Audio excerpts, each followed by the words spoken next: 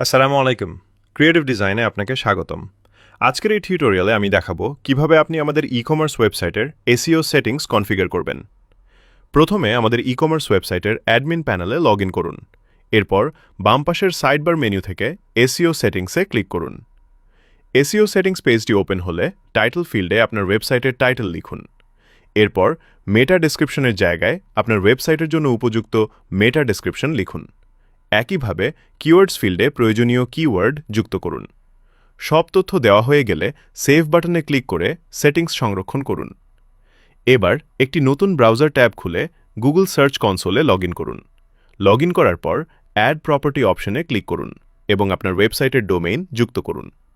এরপর HTML tag verification method নির্বাচন করুন এবং প্রদর্শিত HTML মেটা ট্যাগ কপি করুন। এখন আবার আপনার ওয়েবসাইটের অ্যাডমিন প্যানেলের এসইও সেটিংস পেজে ফিরে আসুন।